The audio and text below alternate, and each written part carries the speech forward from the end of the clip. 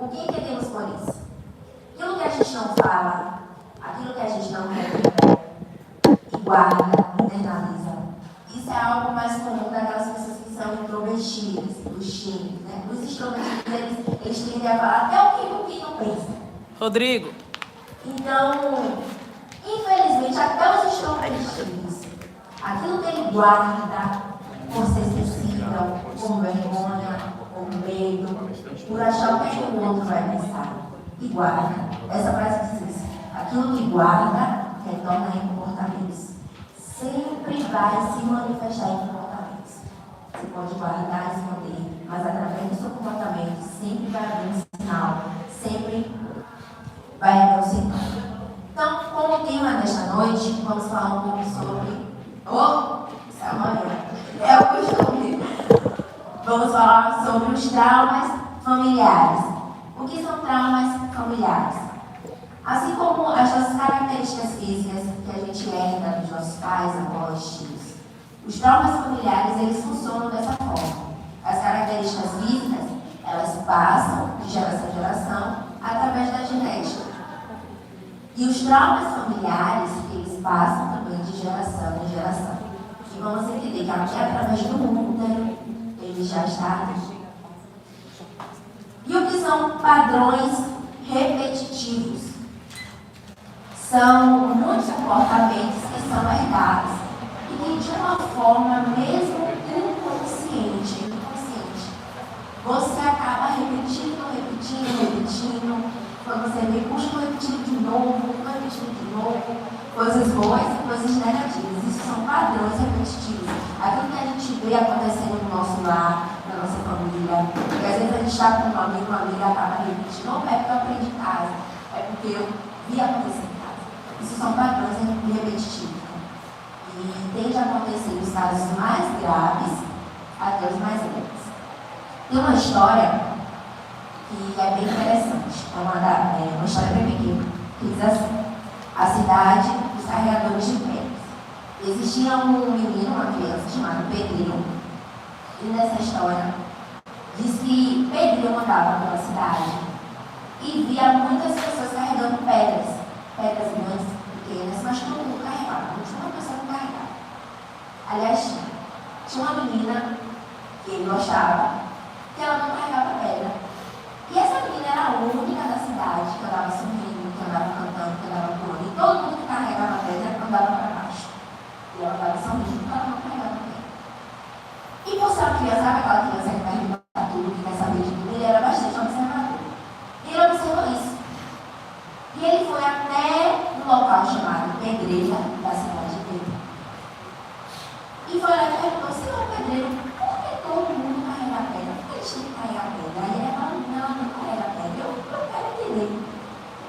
E o senhor Pedreiro diz assim: ao ganhar a sua primeira pedrinha, você não tinha condição de recusar. Porque todos já pela cidade carregavam pedras desde que nasceu. E ele disse: ao ganhar a sua primeira pedrinha, você não tinha condição de recusar. Você aceitava porque foi imposto para você, porque seus pais, tome, sabe?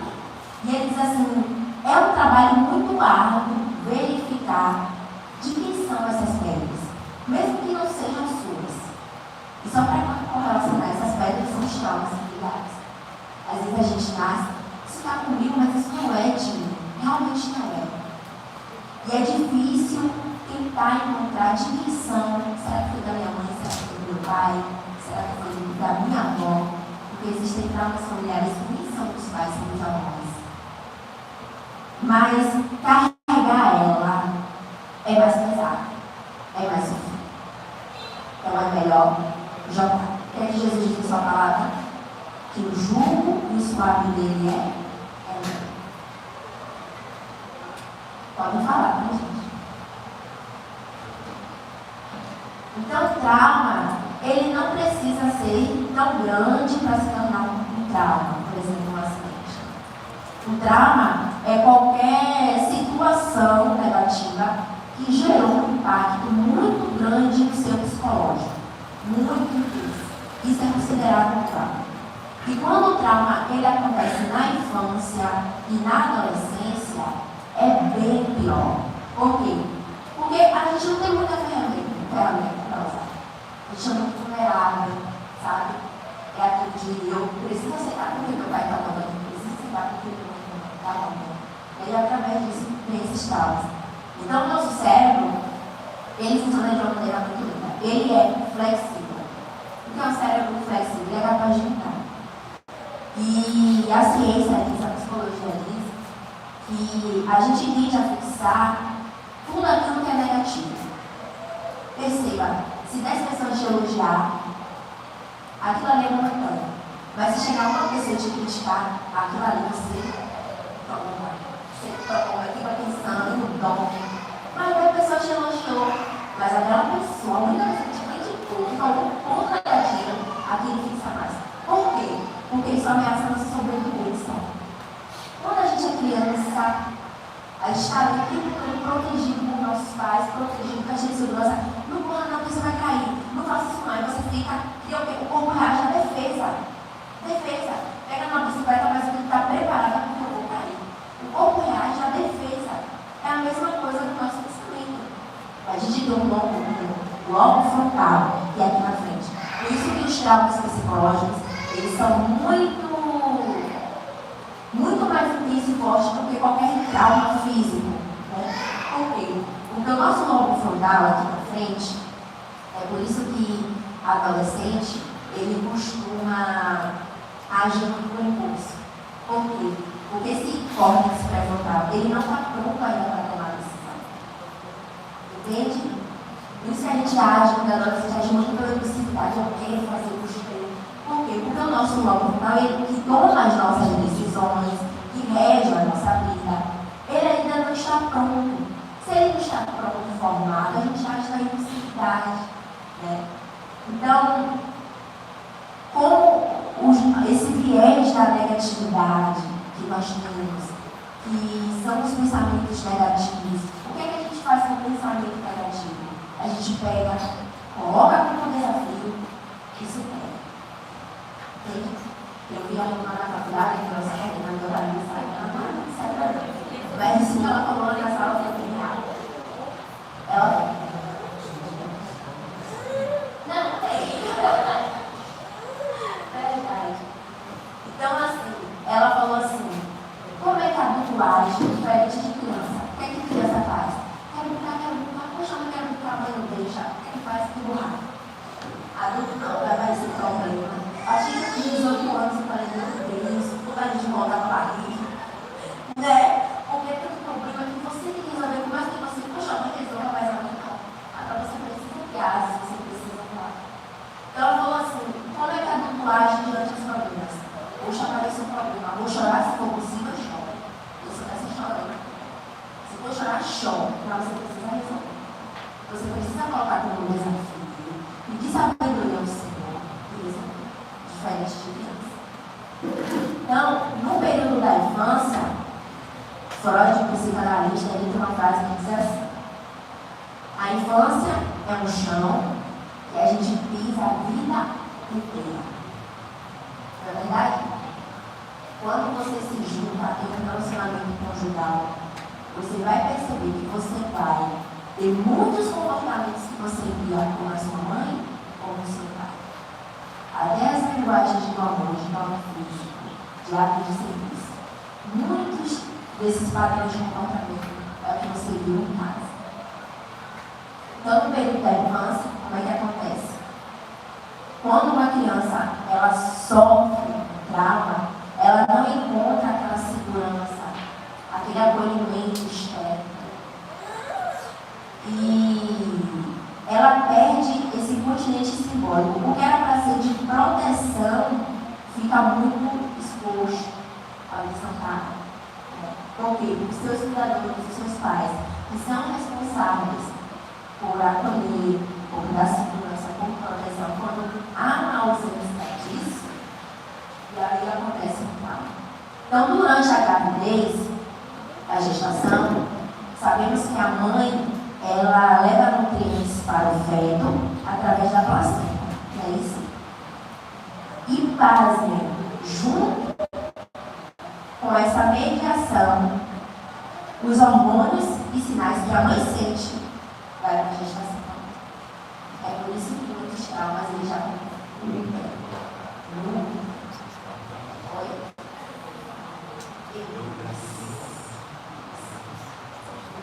Então, se essas emoções negativas, se a gente vê uma mãe que passa muito tempo estressada, e eu sei que é difícil, ainda mais no mundo de hoje, você encontrar muitos pais presentes, no dever de trabalhar, a gente vai para aí ela vai fazer.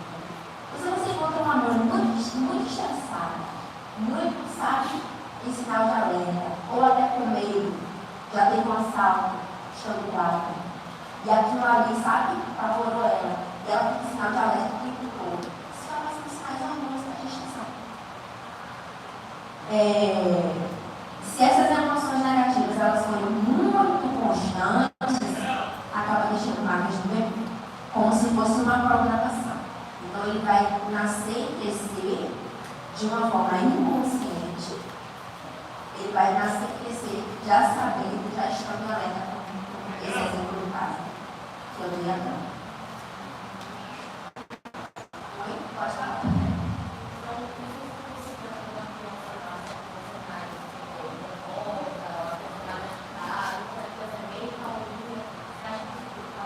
Tem relação. A gente não pode generalizar, né? Alguns na psicologia a gente pode. Não vai já alertada e sai ligada. Foi um cara sobrelatado, não sabe aprender, não aprendeu o isso é autismo. A gente não pode generalizar, porque cada caso é um caso.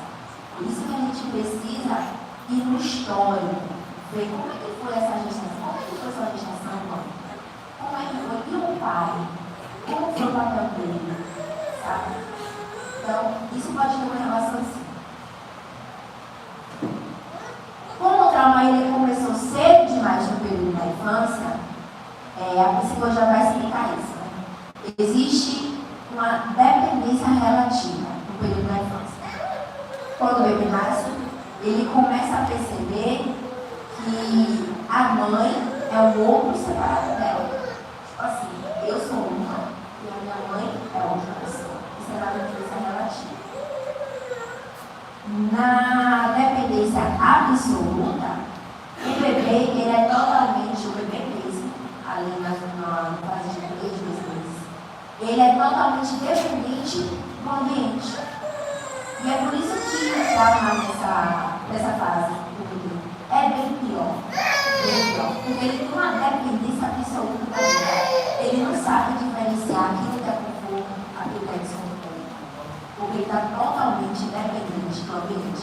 Isso que o trauma nessa fase, né, é bem pior. E aí eles vão para o bebê, eu não sei nada, isso aqui não está conforto, isso aqui não é diferente.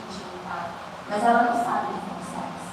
Entende? Então por isso que o trauma na fase do bebê é bem pior. E tem rumo à independência. A criança ela cresce, ela já começa a se relacionar com a realidade externa.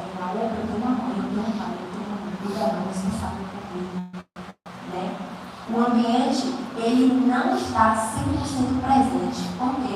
Meu filho tinha 7 anos, eu posso trabalhar, ele tinha 4, deixa eu trabalhar. Então ele já aprende a se sustentar através desses pequenos minutos. Dentro de nós seres humanos, se quiser falar, pode jantar, dentro de nós seres humanos, existem o que chamamos de imagens internas. O que é imagens internas? Estejamos conscientes disso ou não, a nossa vida ela é profundamente influenciada pelas imagens internas, que são representações mentais que carregamos dentro de nós. Por exemplo, se eu vir adulta e passar assim, eu não consigo dar para isso porque eu da minha infância. Não consigo fazer isso porque a minha infância foi difícil. A minha mãe foi cruel, meu pai estava presente, meu pai não ensinou a ser homem, minha mãe não ensinou a fazer banho de pai. E isso são imagens internas que a gente já está programando o nosso cérebro a acreditar nisso.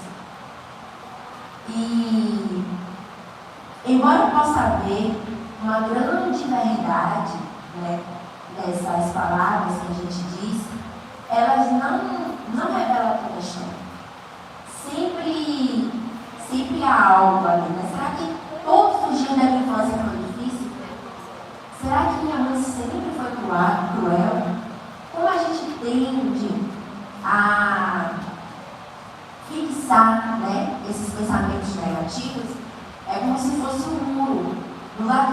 eu já programei o meu cérebro a acreditar que a minha infância foi difícil, que eu estou aqui para nada, que eu não sirvo para nada, que eu não sei fazer as coisas direito, porque a minha infância foi difícil, eu não fiz isso antes, nunca fiz.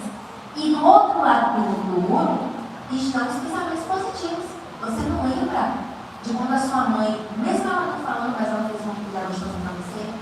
Será que você não se lembra de quando seu pai, mesmo cansado, mesmo sendo no dia do seu aniversário, ele não te deu um presente que você tanto queria? Isso são lembranças positivas que o nosso cérebro ele só guarda. Mas o negativo, opa, minha mãe não me soube isso. Então, se ficar guardado, meu pai, isso fica guardado. Mas a gente precisa se perguntar, e aqui eu já caminho para algumas opções de cura. O que estava por trás dessa ausência do meu pai? O que estava por trás dessa dor da minha mãe? Por que ela fez isso? A gente precisa definir. Eu comecei a aprimorar isso, através da faculdade de psicologia. E eu quero louvar a Deus por essa iniciativa. Quando o Bruno falou, eu fiquei bastante feliz, porque vocês estão sendo preparados, graças ao Senhor, para muitas coisas. Porque vocês têm uma liderança espiritual e também emocional. E muitas das vezes o que a gente encontra aí é espiritualidade demais. É falta de equilíbrio, A nossa Bíblia, ela é a nossa regra de fé, sim. Mas por que Jesus deixou médico? Jesus foi assim. Eu precisei uma cura de um câncer de mama, já perdi muitos parentes da minha família. Com câncer de mama lá na igreja recentemente, ela até visitou aqui essa irmã. E ela foi curada por um câncer de mama. Deus faz sim. Mas não significa que eu vou ficar no meu cantinho esperando o Senhor. Meu Deus, vou ficar aqui sem agir. Então, isso é bastante importante. Pode concordar. Pode concordar.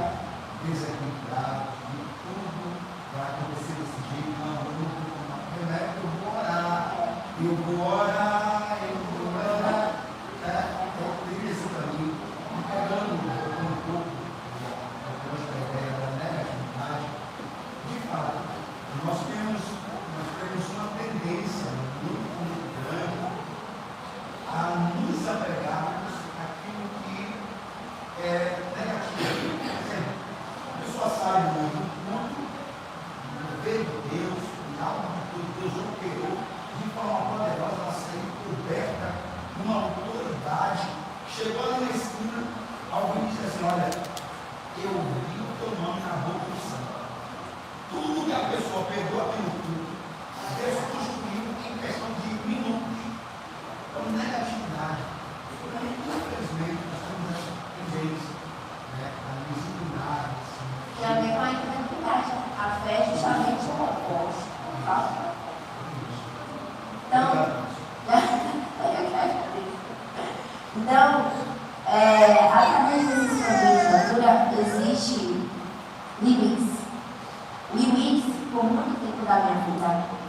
Limites foi algo que eu não estabelecia.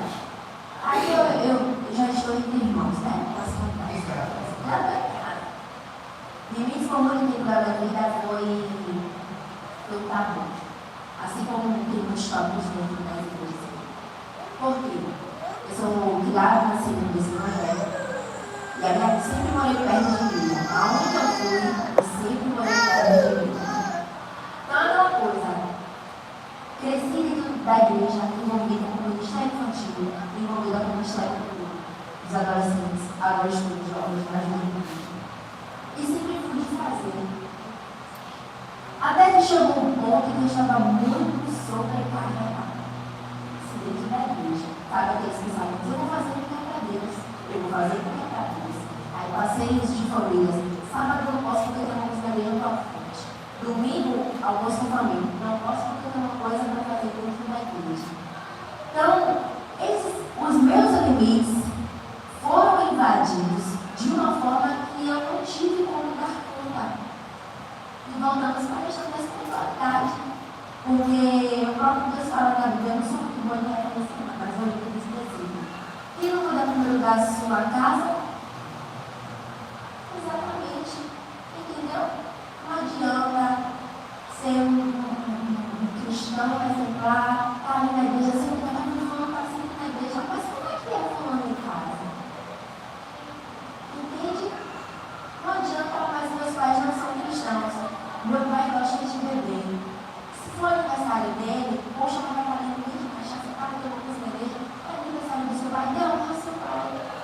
Às vezes ele não fala, mas ele está ali, ó, observando, meu filho é cristão. Deixou de fazer algo na igreja, não vai no aniversário. Converse com seus pastores, lógico, e vá para o aniversário do seu pai. Tá? Então, existem limites que precisam ser estabelecidos na nossa vida. Tem um caso, até de um livro, depois ela vai disponibilizar para você. O livro chama assim, Não Começou com Você. É sobre traumas familiares. O autor desse livro, ele é um doutor, especialista em traumas familiares, em traumas geracionais.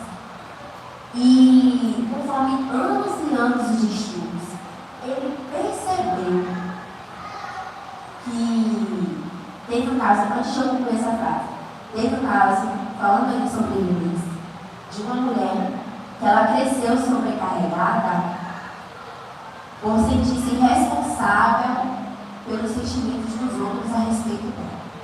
Por exemplo, tem que fazer essa guerra porque o fulano vai gostar de mim dessa forma. Tem que agir dessa maneira porque o fulano vai gostar de mim dessa forma. E esse especialista foi investigar isso e descobriu que isso foi por conta da mãe. A mãe era alcoólatra e falava para ela, seja boazinha. Cresceu, sabe? Se você fazer isso com seu vizinho, você vai ser boazinha, seja boazinha. Cresça dessa forma. E ela cresceu e ela não conseguia nem se relacionar com as pessoas, porque ela, na cabeça dela, tinha que sempre atender as expectativas dos outros. Sabe aquele momento que está me causando desconforto fazer isso para fulano? Por que ele está me causando desconforto? E por que eu tenho que fazer? É colocar mesmo. Sempre não, por que eu tenho que fazer isso mesmo causando desconforto? E um dia, após várias sessões de terapia, ela se sentou no chão da sala, ela pegou um pedaço de giz, desenhou um círculo em volta dela. Só em fazer isso, ela já respirou profundamente. E aí ela disse assim, mãe, a senhora está fora do círculo, eu estou aqui. Os meus sentimentos estão comigo e os seus sentimentos estão com a senhora. A partir de hoje, essa barreira vai ser quebrada. Todos os dias ela foi fazendo isso, todos os dias. O que é isso? Você faz uma reprogramação mental da sua mente. Porque aquilo já estava perseguindo ela antes, ela não conseguia manter uma relação amigável, saudável, ela não conseguia se aproximar de um homem querido. Porque sempre tinha que atender as expectativas dos outros. Ela cresceu sendo dessa forma, sendo a boazinha da história, sabe? Então, esse passo, ele pode, o que ela fez, né? Pode ser até pequeno diante de uma dor, de uma filha que teve seus limites interrompidos. Aquilo que eu gosto, a minha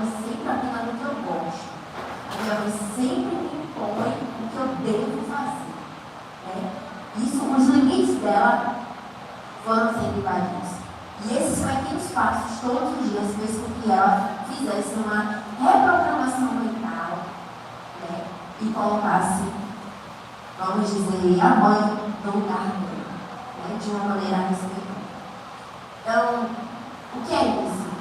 Isso é olhar para a sua criança interior, você dizer assim: eu te apoio, eu te abraço, eu sei que você queria muito isso, então agora a gente vai fazer junto.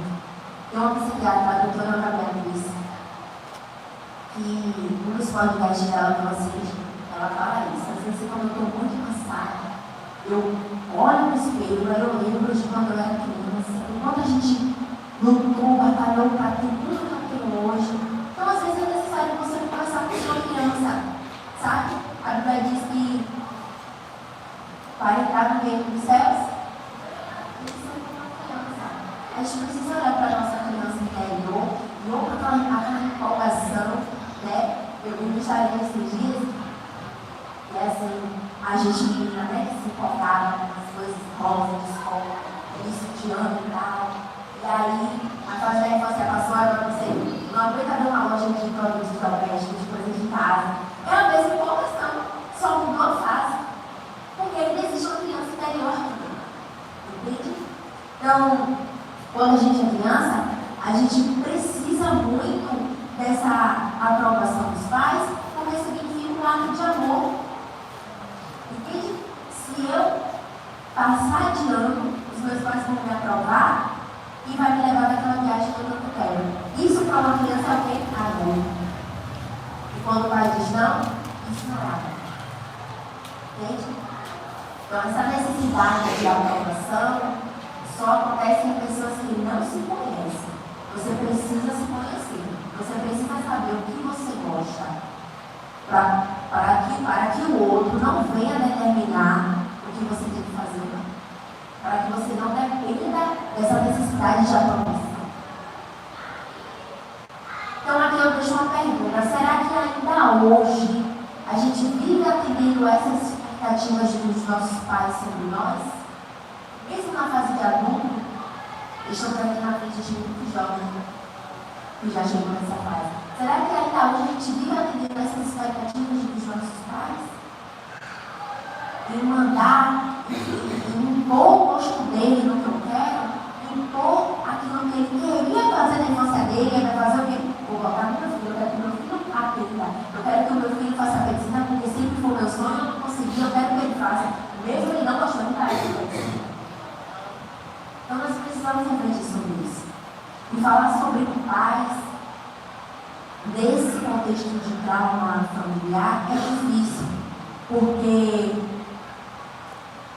os pais é a primeira porta de entrada que a gente tem para circular.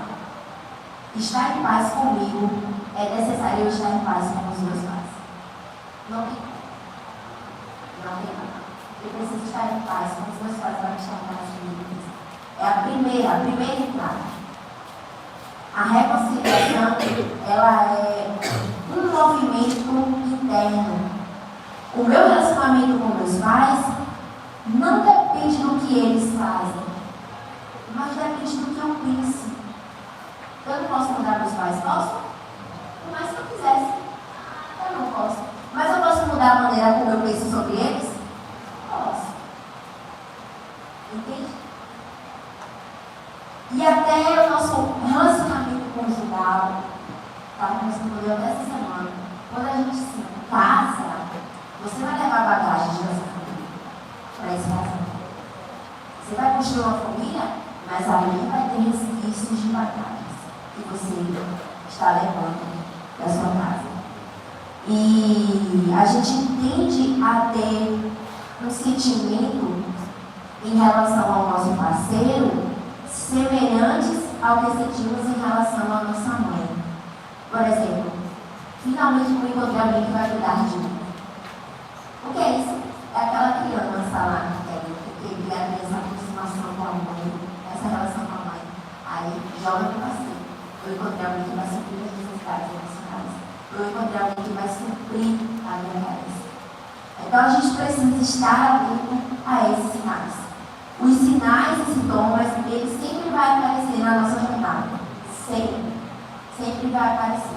A gente só precisa estar atento. Por quê? Por que os sinais e sintomas são importantes? Porque ele vai nos levar à origem do problema. Ou para um trauma aqui, não sei de onde veio. Mas o que a gente faz? A gente encontra um alívio.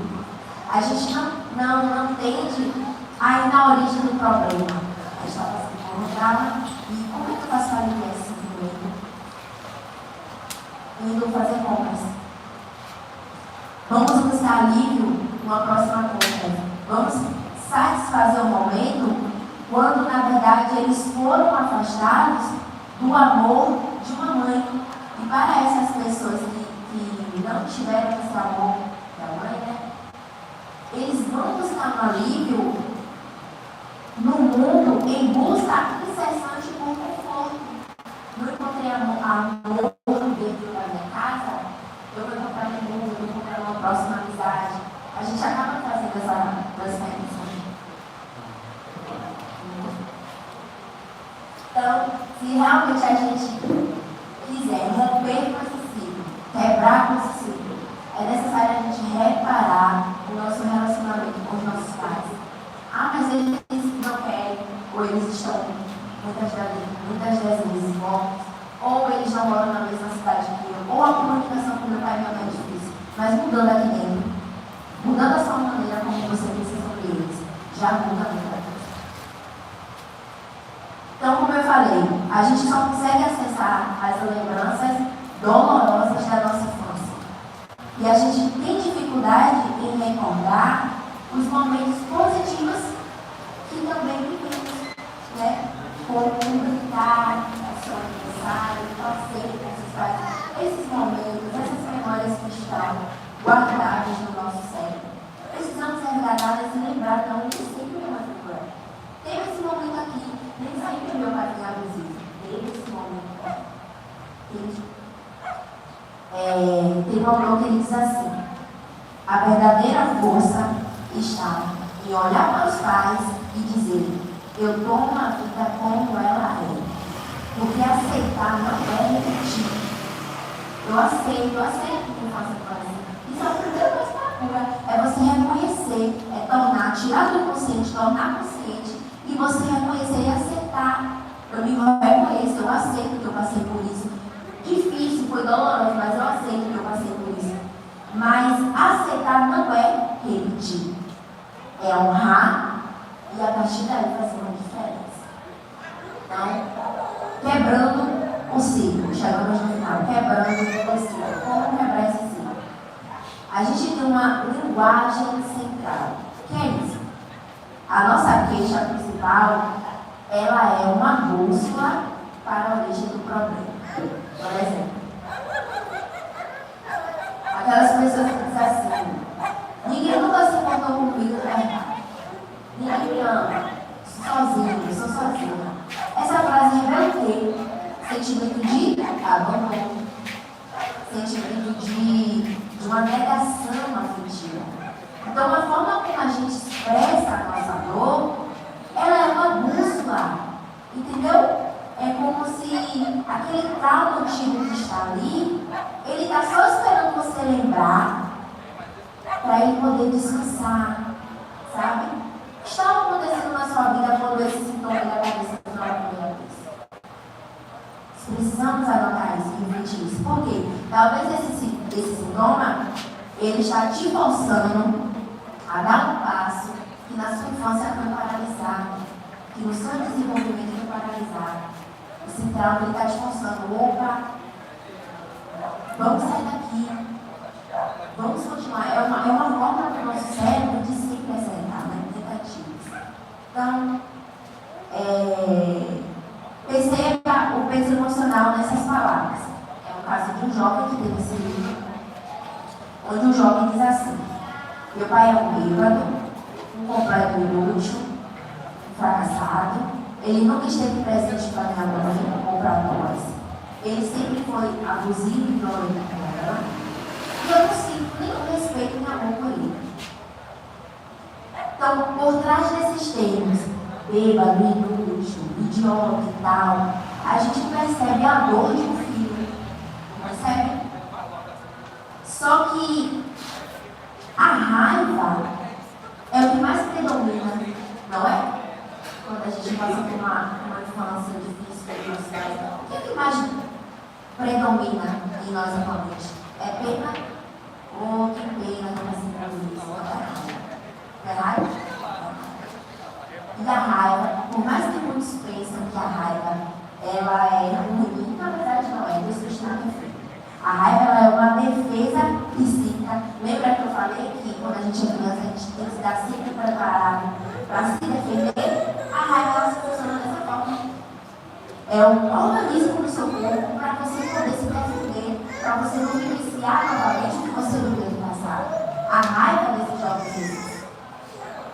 É mais fácil sentir raiva do que tristeza.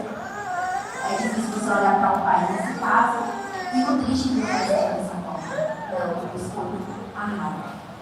Então, na realidade, esse jovem, ele fazia a mesma coisa que o pai fazia. Ele conheceu alguém, tinha uma namorada, e ele estava bem, até chamou um ponto que essa namorada se. Então, de uma forma inconsciente, ele repetiu o que o pai dele estava fazendo.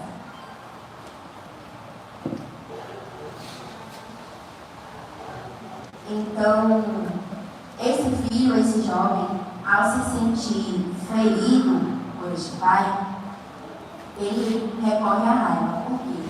Porque a raiva nos dá uma sensação de força, nos dá uma sensação de controle. Estou com raiva, estou pronta para me defender. É uma sensação de força e de controle. Enquanto aquela dor, ela expõe a vulnerabilidade. Não é? A vulnerabilidade é o coração escondido atrás da raiva. Só entrando em contato direto com ela, isso é bem difícil. Você está com medo de algo encarar de frente. Eu já procurei muito na psicologia das outras formas, porque é difícil você ter medo, ter raiva, ter, sabe, essas sensações e ter que encarar.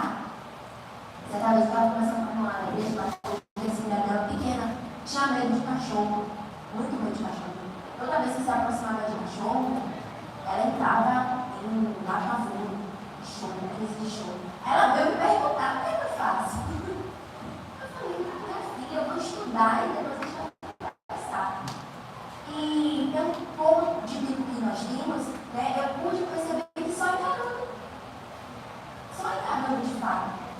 E o medo de elevador, minha filha, pega essa coragem, essa resistência, a gente está elevador e vai. Oi. Porque exatamente é difícil. Eu entro em colapso com minha mente porque é muito difícil. Isso são exemplos mínimos. O exemplo que eu dei aqui do cachorro é um exemplo mínimo. Mas é difícil você encarar, entendeu? Entrar, sabe?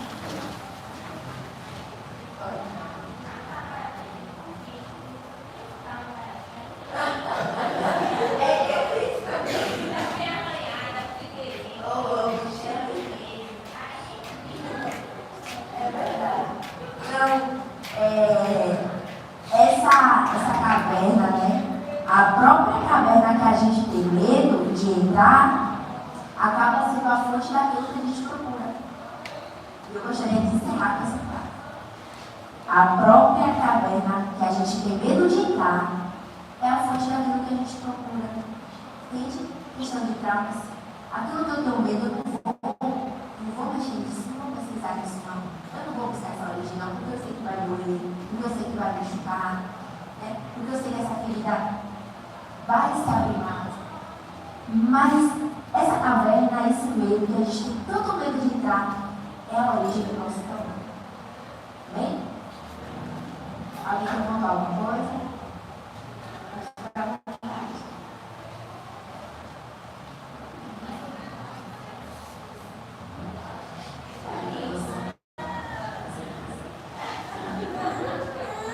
Pronto, eu espero que eu possa ter colaborado, né, com o povo. Eu falei, somos estudantes ainda e a nossa professora sempre fala. fala, né? A gente não é dono da verdade. Porque a gente ama o psicólogo porque ele vai dar a verdade. Não. O psicólogo não está ali para mandar você fazer. Ele, junto com você, vai buscar esses caminhos para a gente chegar onde a gente precisa estar. Amém? Agradeço a oportunidade.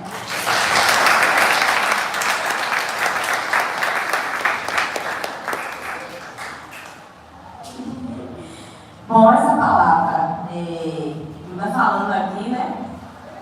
E eu pensando, Rodrigo. Fico feliz por vocês que não são dos jovens que estão aqui. Fico muito feliz. Me sinto acolhida. As mães que estão lá no fundo, eu me sinto verdadeiramente acolhida e entendo que estamos no caminho certo. Né? Se vocês reparar, a maioria aqui são jovens. Se eu não me engano, tem 14 pessoas, 15 com 12, a gente chegou depois que eu contei. Nossa igreja, a gente tem mais de 200, acho. Quase 200 membros. E eu pegar, Renata, e encontrar 14 pessoas que não eram jovens. Duro esse discurso. Mas uma coisa que Deus falou no meu coração foi que não era sobre a igreja. O projeto não era sobre essas 4 paredes, nem sobre os membros.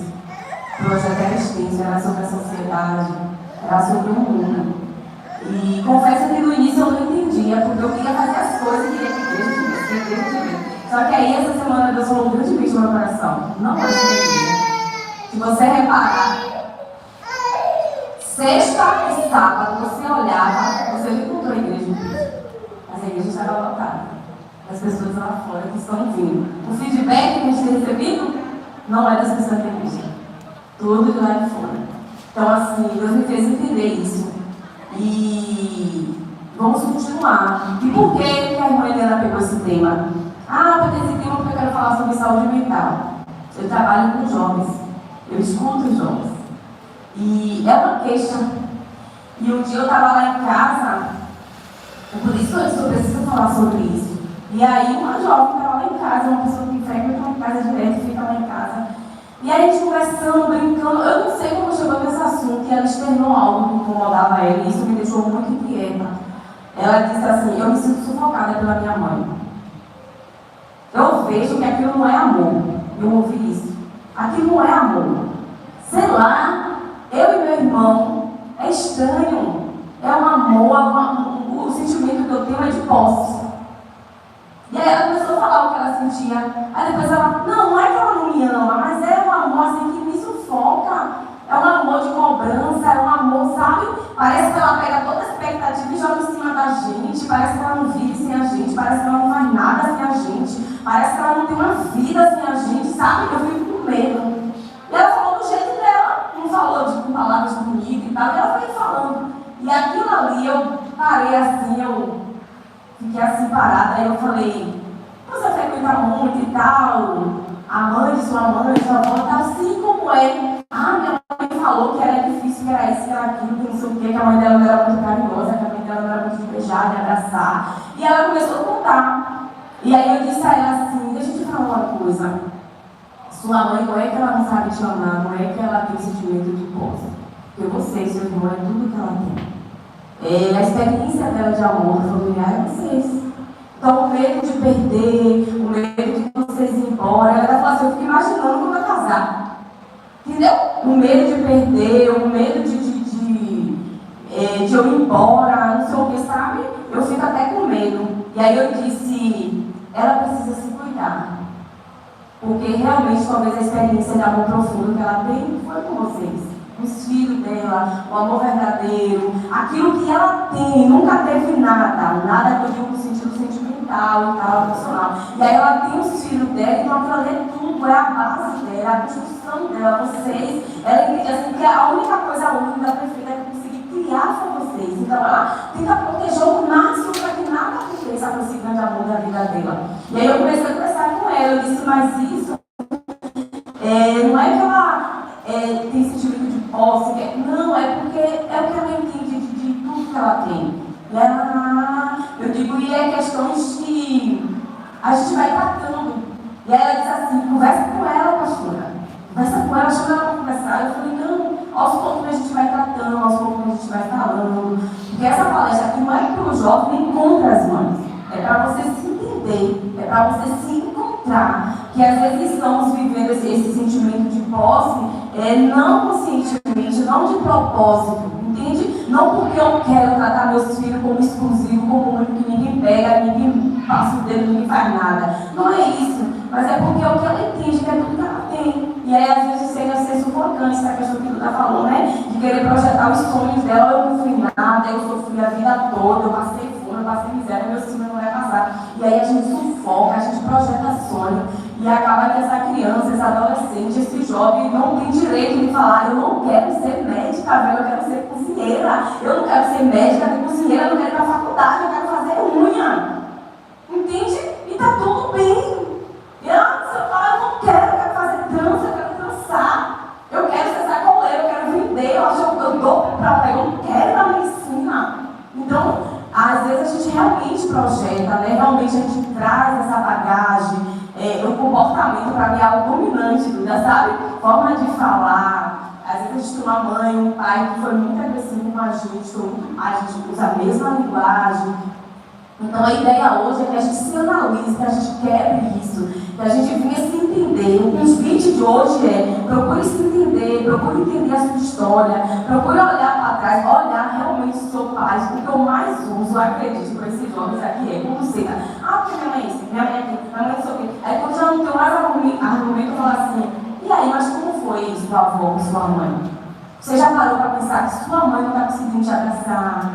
Minha mãe nunca me disse que me ama. Minha mãe é isso. Será que é porque ela nunca teve? E ela vai fazer uma coisa que ela nunca viveu, nunca teve. Ela tem dificuldade. Quando a gente fala nos podcasts, não sei se foi no de Rodrigo ou se foi no de Nária, que eu falo assim: você não gosta ou você nunca teve? O Rodrigo não veio e não sabe lidar com isso. Aí ele ficou assim, o Rodrigo mesmo. Não gosta de abraço, você não gosta ou você nunca teve? E quando alguém te abraçar, fica meio desconfortável, você fica sem saber como reagir. Então, a mesma coisa aos pais da gente, né? Às vezes eles têm tal comportamento porque isso foi operado nele, foi ensinado daquela forma ali. Aí ele vem reproduzindo e a gente vai reproduzindo nos nossos filhos e vai levando de geração. Então vamos quebrar isso em nome de Jesus. Essa doença que nos persegue, né? Doença emocional, o jeito de pensar, de agir na nossa família. Vamos construir os nossos filhos, nossa história daqui para lá. Eu com 40 anos, uma já está adulta, já casou, a outra está ali. Dá tempo. Dá tempo. Deixa eu te dizer uma coisa para finalizar aqui a minha fala. Eu tenho vivido experiência na minha família, Raquel, que é algo muito sobrenatural, sabe? A gente tem uma ideia de mãe e pai, que mãe e pai não erram. Mãe e pai não pede desculpa ao filho. Isso é um mito. Isso é um mito terrível. Às vezes a gente grita e fala: mas eu sou a mãe.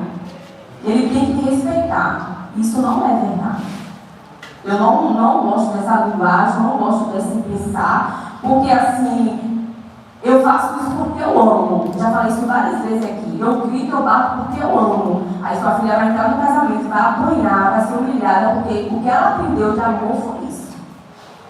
Sabe? Aí eu posso fazer porque eu tenho autoridade sobre ele, não vou pedir desculpa, não vou pedir perdão para dizer em relacionamento, é possível. Ele também, porque ele foi ensinado assim: quem ama também bate, machuca, fere, xinga, humilha. Ele se amou, porque minha mãe me amava, meu pai me amava e fazia tudo isso que meu marido não pode fazer. Inconscientemente, não desse jeito que eu estou falando, mas inconscientemente você acaba aceitando, porque você acostumou com aquilo ali. Você entende que sua mãe te ama, te dá as coisas dele, você ela te ama seu colo, te xinga toda, te amaldiçoa, te oprime, sabe? Usa do poder, da autoridade que ela tem de mãe sobre você. E aí vamos pro casamento desse jeito aí. Quando eu chego lá, vem um agressor, pra mim é normal. É isso que eu vi. Então assim, quando eu digo que eu faço questão de falar as coisas que eu duvido, a gente viveu duas situações, né? Tem a Milane Michele, que foi criada com a gente. E a Milane foi uma questão que veio daquela primeira geração, quando a gente tem Jesus, aonde a gente ia para a igreja. Infelizmente, a religião, a gente tem distorcido muito o que é religião. E lá eu oprimia a minha filha. Por quê? Eu tinha uma liderança que não oprimia, e eu chegava na minha filha e oprimia também. E a Milane foi criada de uma forma que a Milane não tinha direito de escolher roupa. A Milane não tinha direito de falar: estou cansada, que eu fico em casa hoje. Milane não tinha direito de voltar ao culto. Todo mundo voltava, mas a Milane não, porque ela era filha do pastor. E toda a igreja virava para ela e dizia: você é a filha do pastor, você tem que dar exemplo. E tratava minha filha como um robô, uma pessoa robotizada, entendeu? Aonde a Milane tinha que ser a primeira a sair, a última a ir embora. Ela sabe que foi isso que ela viveu. Aonde a Milane tinha um vestido de alcinha, uma camiseta, ela não podia, ela tinha que jogar uma coisa de manga por debaixo ou por cima. Aonde a Milane foi usar a calça no terceiro ano, com muita guerra dentro de casa, com muito questionamento dentro de casa, já no ensino médio já, e foi muito difícil. Ainda só permitiu não, muita guerra, porque a sala dela era em cima, e a escada era aquele caracol de ferro, e aí as crentes subiam, os meninos ficavam tudo doido embaixo olhando. Então, por esse motivo, a gente teve que permitir, mesmo sem querer, a Milane para a escola de calça, uma calça mais fofolote e tal. Então, assim, foi uma infância muito difícil, né? Onde a gente oprimiu muito a Milane, usando a Bíblia. Porque a Bíblia diz que você é crente. Eu nunca corrigi a Milane falando assim, ela vai dizer se eu estou mentindo. Filha, você não pode usar esse short. Porque você é mulher, filha. Porque você tem mais para dar, você não é só um corpo. Você é mais do que isso, nunca. Você não pode isso porque você é crente. Você não pode pagar o aniversário porque você é crente. Sabe o que aconteceu com a Milane? Mundão. Tinha uma hora que ela não sustentou mais. Mas isso foi colocado quando eu fui para a igreja em mim, estou falando da parte espiritual, mas a gente vai dar para a vida. Foi colocado em mim e eu levei para ela a ideia de evangelho que eu tinha. E ela foi mudando, ela foi vestir o short que ela queria, ela foi dançar com o que ela queria, ela foi beber o que ela queria, ela foi namorar com quem ela entendia queria, e foi para lá. E aí eu precisei passar por tudo isso para eu entender não só a questão de evangelho espiritual, mas a questão também que a Milane é um ser humano fora de Amiana. A Milane tinha estilo, a Milane tinha gosto, a Milane tinha tudo, mas ela não tinha direito de expor. Então, a Milane teve uma infância e o início da adolescência perdida, aonde eu projetava nela, não só eu, como Edson também, o que a gente queria, o que a gente achava. E isso trouxe feridas terríveis para a Milane. Feridas terríveis, entendeu? Então, hoje eu tenho uma ideia totalmente diferente. Eu tenho uma ideia de sim, eu sou autoridade dentro da minha casa, eu sou mãe, entendeu? Eu tenho que falar, conversar, falar, ó, aquilo que na minha casa é isso, é aquilo, mas também eu entendo que Esté hoje é um ser humano fora de Ariana. Esté não é Ariana, Esté não é isso, entendeu? Esté é Esté. E ela vai escolher o que ela quer estudar, ela vai escolher o que ela quer comer, ela vai tomar as decisões dela, porque agora é com ela. E isso é para a vida. Isso não é só sobre religião. Uns tem que ser, como é que você fala? Eu andei muito lá atrás para ela correr hoje. Bota aí, bota aí.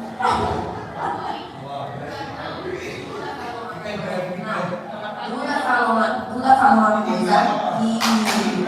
Não, que é muito.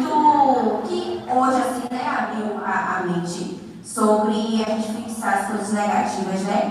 Que a gente, tipo assim, eu particularmente, eu lembro tanto de algo específico negativo, que agora eu fiquei parando assim, meu Deus, mas tipo assim, teve o que de bom, sabe? E eu tava tentando lembrar ali, e realmente assim, a mente apaga, e eu fiquei, mas será que não teve, ou é eu que não lembro? E agora que eu fui checar, eu queria realmente isso. Não, filha, você não teve muito mesmo, não. Você não vai conseguir lembrar. Carinho, amor, saída. Aí eu fiquei tipo, será que não teve? Ou minha mente que apagou? Agora eu entendi que realmente não teve. Não, carinho, amor, a gente sempre. Não, porque como tá aí, você sempre deu. Carinho, amor, dentro de casa. Nada de pra carinho, amor de praia, não quero não. Milane, sabe quando a Milane foi pra praia com o Edson? A gente aceitou Jesus, né? A Milane tinha 10 meses. 10 meses. E aí a Milane, com 2 anos e meio, a gente foi cumprir o chamado da gente. A Milane foi a primeira vez que a Milane pisou o pé na praia com o pai. Foi com 10 anos de idade que o filho nasceu. Sabe por quê? A gente conheceu um irmão. E ele acompanhou a nossa história. E ele falou, não, pastor, chega. Não, isso não pode acontecer. E ele pegou a gente na tora, assim, sabe? E aí levou para a praia. Foi o primeiro dia que ele pisou o pé com o pai na praia. 10 anos de idade. Para você ter ideia. Você tem ideia como minha filha precisa ser acompanhada pelo psicólogo? De nossa forma, menino. De calça social, jeans não que eu tirava, de calça social, camisa, acho que tipo essa. Não, pare, de bermuda tá doida, você é crente básico. Entende, gente? Então, assim, são coisas que a gente vai deixando passar. E hoje eu acho com certeza, por ter sofrido tanto na minha infância, na minha primeira família com minha mãe, depois do meu casamento, assim, foi coisas tão pesadas que eu vivi, que hoje eu quero construir algo novo com vocês. Eu quero, não, gente, a gente pode sair dessa caixinha, a gente pode sair disso, a gente pode ir além, a gente pode ser livre, sabe? Hoje eu queria até passar, Paty, o vídeo de Amandinha, acredito que todos vocês assistiram, onde ela libera. Ela fala, eu te libero, mãe. E ao te liberar, eu me libero também. Hoje vamos ver se a gente passa, Paty, esse vídeo para a igreja. Eu posso ser que tenha um visitante que não assistiu, mas é um vídeo muito forte, né? Onde ela vai falando, mãe, eu não sou isso, eu não sou aquilo, e vai falando, no final, libera, seja livre, minha mãe. Entendeu? E que hoje a gente, né, as mães desse lugar, seja livre. Porque quando você é livre, a gente libera os nossos filhos, sabe? E isso não é, gente, ciência, psicologia, não, isso é Bíblia. Deus chamou a gente para viver livre. Deus não chamou a gente para viver oprimido, que gosta de oprimir é Satanás. Deus chamou a gente para ser livre, sabe? E novidade de vida. Deus chamou a gente não para... A tristeza, ela vem, mas não para ser infeliz. Deus chamou a gente para ser feliz, gente. Porque ser feliz é uma coisa e estar feliz é outra. Vai ter momento que eu vou estar triste, vou estar com raiva, mas vai ter momento que eu vou estar feliz, mas eu sou uma pessoa feliz no meu contexto. Entende? Que é algo totalmente diferente. Não tem para onde correr. Aí você é totalmente desequilibrada, você gera e educa e constrói e vai operando naquele filho com desequilíbrio também, porque você não sabe falar, você não sabe conversar, é gritando, é agredindo, é fazendo, é acontecendo. Não se preocupe, você está projetando uma cria sua. Não tem pra onde correr. Lá em casa é certo, é Milânia, é Elis, Esther, é eu. Extremamente desequilibrada, extremamente fechada, dura. A pastora Bonzinho bonito, fechado, na dele é Milânia, a cópia de Elis, Esther, minha cópia não tem pra onde correr. Entendeu? E eu não pego, ela tá só me futucando. Foi a senhora que a Esther não tinha medo de parar. Hoje Esther tem pavor. Eu acredito que ela já está chegando num nível de fobia que é igual ao meu. Entende? Então assim a gente vai projetando com nossos filhos. Ela pequenininha, ela pegava saudade e tocava barata. Agora ela tem pavor. Patrícia, já adulta, morava na casa dela. Olha como não acreditava na psicologia. Rodrigo. Patrícia morava na casa dela. Me contava direto. Estava dormindo lá, tá tão meu rosto, batia a mão, aquela. E que não sei o que, que a barata isso, que a barata aquilo. Eu ficava apavorada com a história dela de barata. Patrícia foi morar lá em casa. Os primeiros dias, batia a mão, jogava a barata lá. Mãe, Patrícia, não leva a barata agora. Ela ficou, meu pai, não, ficou tão longe. Eu falei, velho, fala que você tem medo, velho. Você tem medo? Ela, não, tem nojo de baixo. Você nunca teve nojo, você sempre bateu.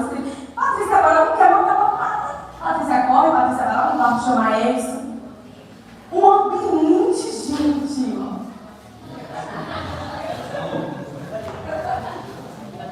Graças a Deus, a gente não está chegando aí para arrebentar também. Porque então não tem medo de bicho, então não tem medo de barato. É igual miragem. A gente isso é real. Chegou no culto. E a Helena foi, se tocava em casa, porque a casa da minha mãe lá embaixo. Só viu um barulho e de repente a Helena quebrou o dedo do pé. Ele foi fugir de uma barata. E pior, vocês não risaram? E pior, quebrou o dedo de madrugada para ele na UPA de São Cristóvão, com a Eliana. E o médico perguntou: a senhora não matou a barata? A barata está voando por aí. Então assim, só o sangue de Jesus. A primeira coisa que o médico terminou de cuidar de mim, ele perguntou, só me diga se você matou a barata. Como é que vai dizer que eu não matei? Eu falei, não acredito, você quebrou o dente, você não matou a barata. Não acredito. Mas é isso, gente, que Deus abençoe vocês. Amém. Queria só fazer uma pergunta e pontuar algo. Primeiro, eu queria falar que é muito difícil, né, a gente quebrar padrões. Tipo, a gente recebeu uma determinada criação e isso não, a gente não deixar transparecer em nossos filhos. Eu falo isso porque agora que eu tenho filho, eu percebo que é muito, é como se fosse algo muito normal, né? Tipo, às vezes a gente não quer como se fosse a droga, a gente não quer e a gente acaba executando aquele mesmo comportamento que a gente tinha antes. E quando vocês estavam falando aqui, não sei se foi o Espírito Santo ou foi a minha consciência, retomou, que eu posso afirmar agora, né? Retomou um texto de Lucas, capítulo 1, não sei se vocês já leram, às vezes vocês já leram e não perceberam, versículo 58. No 8º dia foram circuncidar o menino e queriam dar-lhe o nome de seu pai, Zacarias. Mas a sua mãe tomou a palavra e disse, não, ele será chamado João. Disseram-lhe, você, olha que versículo, capítulo 1, versículo 61. Disseram-lhe, você não tem nenhum parente com esse nome. Ou seja, a sociedade queria impor um costume daquela época, para as pessoas dizerem, como é que você vai botar o nome dele, João, se não tem ninguém do seu parente com esse nome? Então a gente vê talvez a gente vê um fenômeno da psicologia dentro da Bíblia, comportamental, de inserir na criança, no dia que ela foi circuncidar, um padrão que na sociedade já existia. Então, quando a gente fala em quebrar, a gente vai até abrir ali para ver se eu falei mesmo. Quando a gente fala em receber comportamento dos pais e não replicar a nossos filhos, no nosso casamento, nas nossas amizades, é algo muito complexo e difícil, porque a gente não consegue, na maioria das vezes, eu falo por experiência própria, na maioria das vezes a gente acaba replicando tudo, a gente nem percebeu. Tipo assim, tem coisas que eu fazia com o meu irmão que depois que eu falei, pô, aí veio. Eu recebi a mesma situação e eu falei que seria diferente quando estava grávida. Então, peraí, não, vou mudar. Então, mas mesmo assim, eu ainda estou em processo de mudança até hoje, porque a sociedade, como fizeram com o João Batista, impõe, não tem ninguém do seu parente que é assim. Eu não conheço, não, você tem que ser igual, porque todo mundo da sua família é assim. Não, você precisa ser assim porque seus irmãos também é assim. Então, quebrar esse padrão é muito complicado. Entendeu? Versículo 5.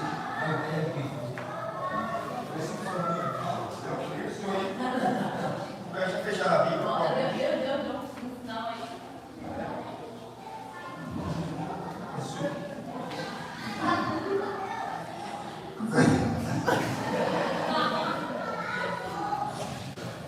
Esse é um pouco vicente e ousado, né? Que o mestre fala, ele diz que eu sou mestre, o mestre fala e eu um pouco vicente desse. Eu não entendi isso quando ele estava falando, né? Mas 58. Seus vizinhos e parentes ouviram falar a grande misericórdia que o Senhor lhe havia demonstrado e se alegravam com ela. 59. No 8º dia, quando foram circuncidar o menino, queriam dar-lhe o nome do pai, Zacarias. Vizinhos e parentes. O que é que tem a ver? O que é que tem a ver? Percebe que os vizinhos é. Isso para nossa Bíblia é igual. Então, os vizinhos estão dizendo uma coisa ou colocando um padrão. Tem que seguir isso aqui. Por quê? Porque já fomos averiguar, não tem ninguém na família, né, que tem esse nome. Então, Se não vê ninguém, tem que seguir isso aqui. Só que aqui nós temos a posição de uma mulher etária. Isabel está dizendo o quê?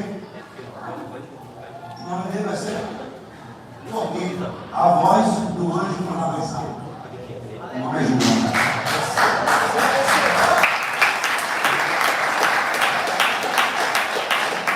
Quantas Isabel tem aqui? Porque eu já tomo posse. Não. Meu filho não. Minha filha não. Apesar que eu já fiz um bocado, né? Salve a igreja na paz do Senhor.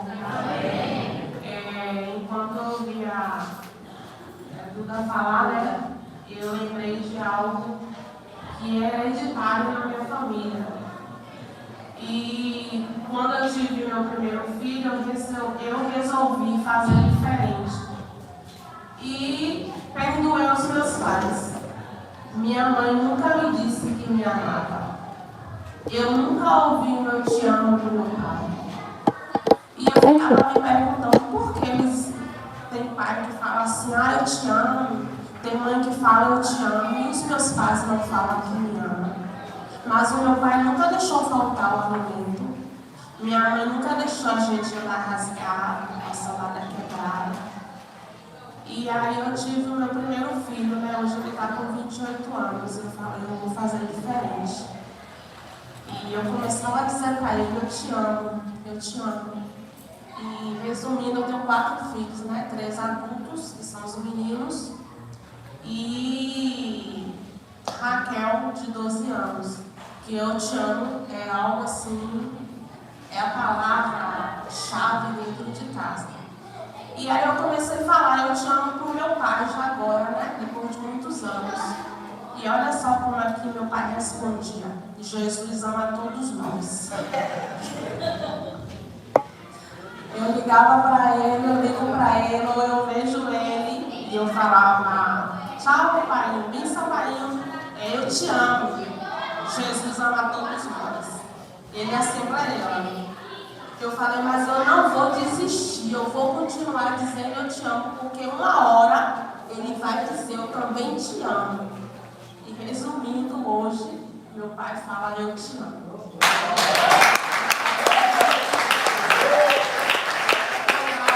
Eu resolvi quebrar com a maldição que eu resolvi quebrar. E eu ficava me perguntando, talvez ele não fala eu te amo, não é porque ele não quer, é porque ele não ouviu do meu marido. Ele não ouviu da minha avó. Né? Então, assim, é algo que é hereditário, são coisas bobas, mas que fazem a diferença. Né? Eu estou lá cozinhando e Raquel vem me abraça e fala, eu te amo. Né?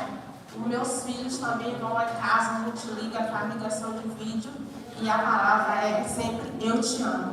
E com meu pai ele dizia, Jesus ama a todos. Mas hoje meu pai já disse, eu te amo. Então, é para tudo para a glória de Deus. E ela tem uma oportunidade. Confirma o clima, confirma a palavra de Duda, o que ela falou aqui. Então, gente, vamos ser Isabel. Quando é difícil, né? Como ela determinou, eu vou ser diferente. Meus pais não fizeram, mas eu vou fazer. Aí eu estava falando agora com a Naira, né? Naira perguntando se meu pai e tal falava também, eu falei, tipo assim, demonstrava tanto meu pai. Porque, gente, a pastora, hoje, graças a Deus, vocês conhecem a psicóloga, tudo direitinho, mas eu acho que também não cresceu ouvindo te amo, né? Tanto que minha mãe também não sabia o que era da bênção, a mãe dela. E então eu também não cresci assim, ouvindo te amo, te amo. E eu também tenho dificuldade de falar que amo, assim, é chegar a te amo. E meu marido fala direto assim, já falou que ama seu filho hoje? Você nem fala que ama o menino, eu amo e tal. Você nem fala, rapaz, quem fala no outro dia que ama ele sou eu, realmente. Todos os dias ele tem que falar com o Heitor. Te amo, você ama seu pai te ama, que não sei o quê. E eu tenho essa dificuldade. Aí quando ele fala, eu falo, eu já falei, já te amo, né, filho? Mas tipo assim, é uma dificuldade, porque eu não cresci ouvindo te amo, te amo. E meu pai e minha mãe sabe, é muito raro, tipo, chegar e falar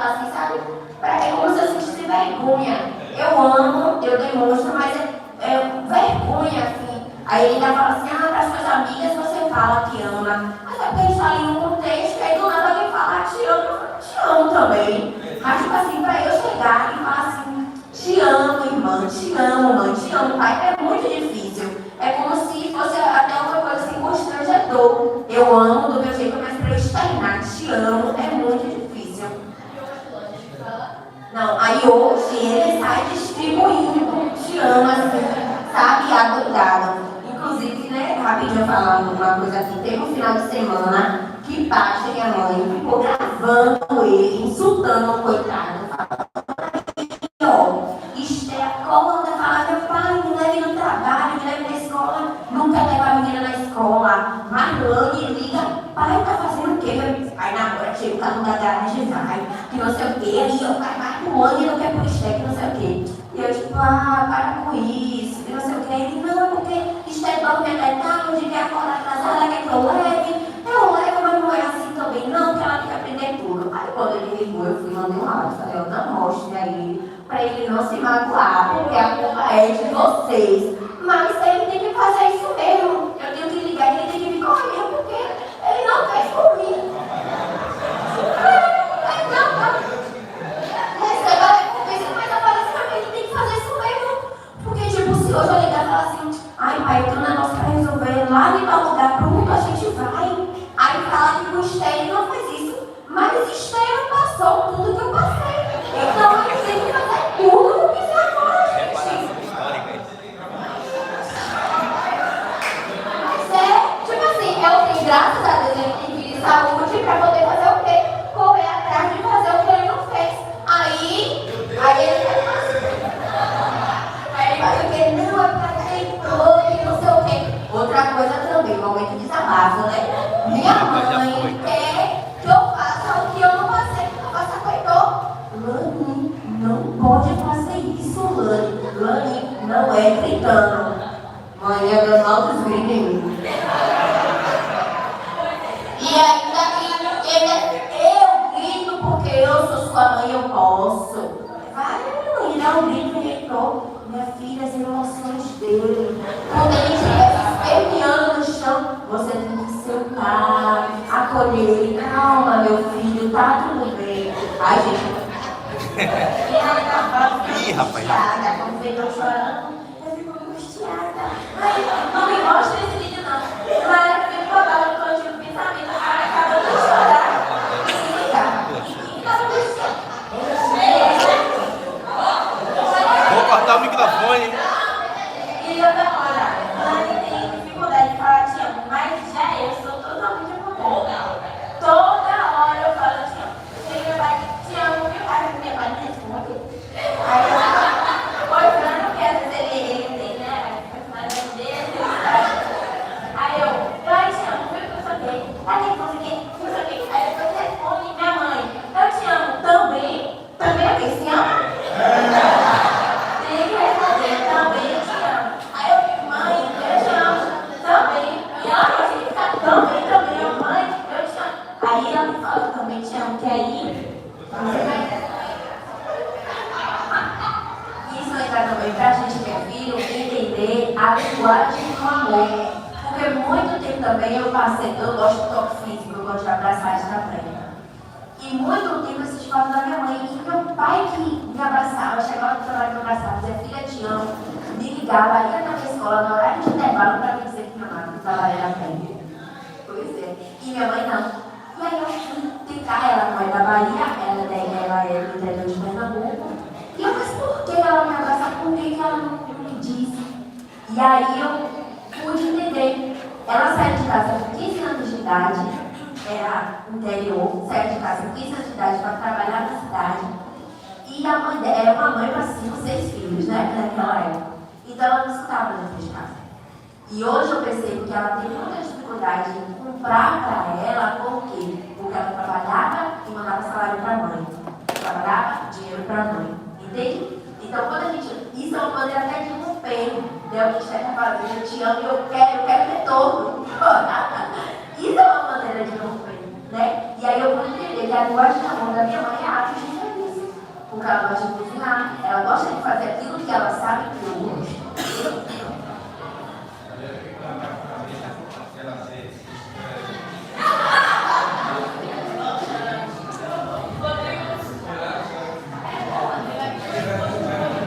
Não precisa não.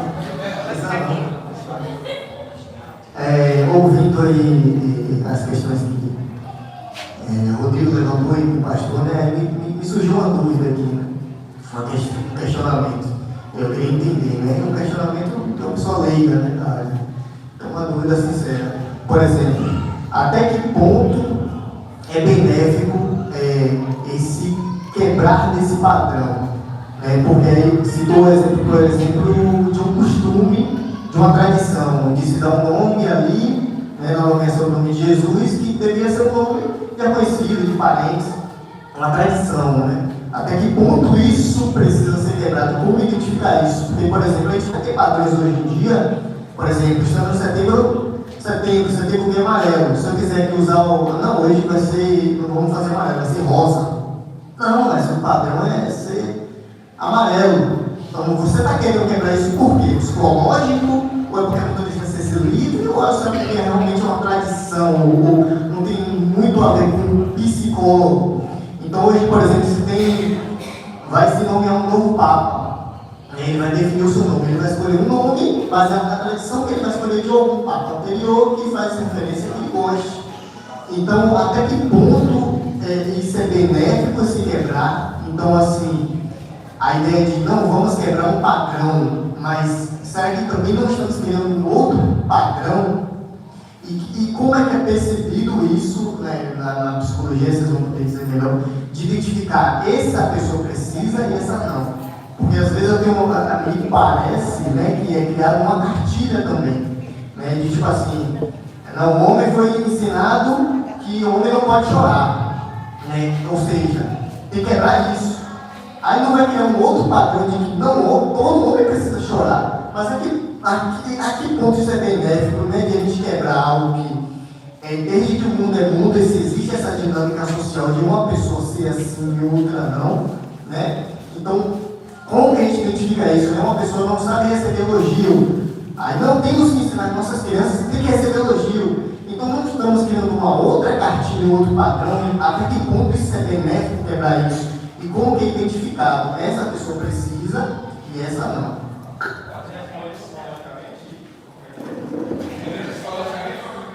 Ótima pergunta, perfeito.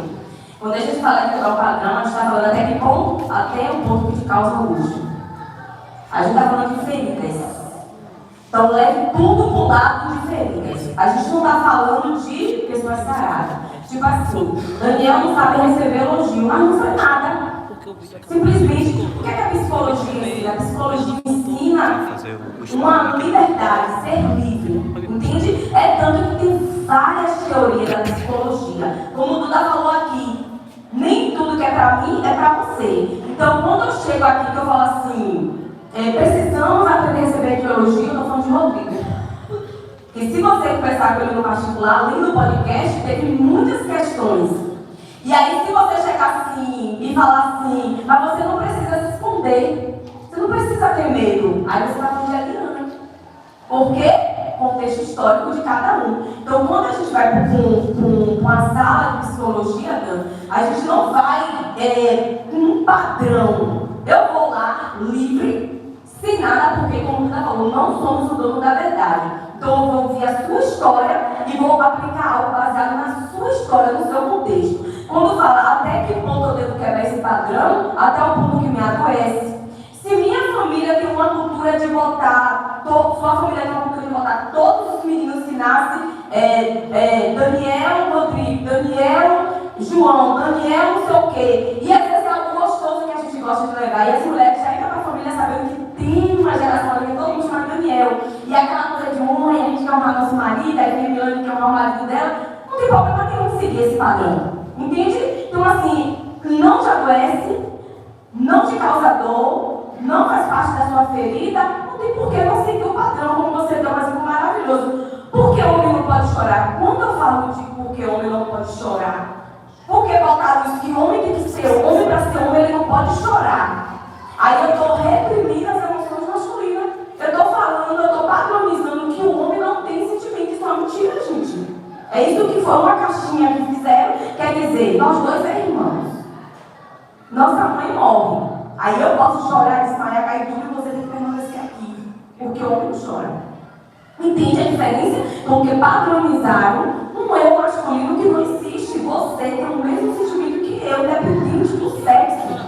Então quando a gente fala assim, eu vou ter que acabar que todos os homens vão chorar. Não, tem homem que é mais tranquilo, não liga, mas se ele quiser chorar, ele tem que ser livre. Então é isso que a gente está falando. Se ele sentir vontade de chorar, ele tem que ter essa liberdade de falar, eu quero chorar, eu quero desabafar. E ninguém vai afeminar ele porque ele está chorando. Entende? Então, mais ou menos isso, gente. Nós não estamos vindo partindo de uma ideia de padronizar algo. O que eu quero trazer para vocês aqui é tipo assim, você é livre. Dentro da palavra de Deus, você tem a liberdade de chorar ou não, de seguir ou não. E estamos tratando de feridas, pontos. Nem tudo que foi falado aqui é para Rodrigo, para Daniel, é para mim, é para Renata. Tem coisas que foi para mim. Tem coisas que foi para Milane, tem coisas que foi para Daniel, mas não foi tudo que foi para mim. Entende? E aí a gente vai se encaixando. Aí, como falou aqui, né? Pai e mãe, o contexto de Milane é um, de Esté é outro. Cada filho precisa de uma mãe específica no mesmo corpo. Entende? Então é mais ou menos isso. Não, sua pergunta foi perfeita, talvez seja interrogação de alguns que estão aí também. Então não existe família padronizada, homem padronizado, mulher padronizada, entendeu? Existe a questão de a gente seguir conforme a história e o contexto de cada um. Porque isso é muito importante, entendeu? Como o Duda chegou assim, meu pai me beija, me abraça, faz, acontece e tal. Eu não vou poder falar a mesma coisa. E aí eu não vou me dizer, se eu numa sala, eu não iria poder tratar Duda da forma que eu ia tratar a Eliana. Entende? Eliana seria uma questão paterna, Duda, mãe. Então seria totalmente outra teoria, outras ideias, outras coisas. Consegui responder? Fala comigo. E a gente pegou a palavra de Rodrigo, né, em relação a Isabel, porque a gente pega a Bíblia e traz no contexto, né? Isabel estava falando de uma questão espiritual que ela não ia poder seguir aquela regra porque tinha um mandamento ali. Tinha uma palavra liberada ali, Deus já tinha orientado ela para ser isso, é João, vir preparar o caminho e tal, e tal, e tal. E aí a gente pega atrás para a psicologia isso, nessa quebra de seguir um padrão, no caso, com um padrão espiritual. Seguir aquilo ali não era errado, não era pecado, mas no momento que Deus falou, aqui vai ser diferente. Aqui vai viver no deserto, aqui vai ser alimentado diferente, aqui vai ser diferente.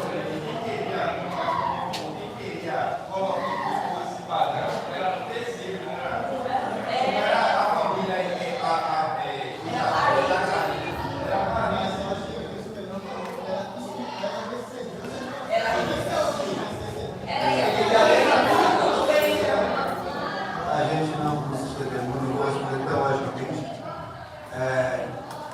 quando a gente, às vezes, olha o cenário, o sacrifício de Jesus, talvez a gente olhe no nosso terreno, no nosso campo, pessoas que estão na igreja. Só que, na verdade, a morte de Jesus foi para beneficiar a todos, né?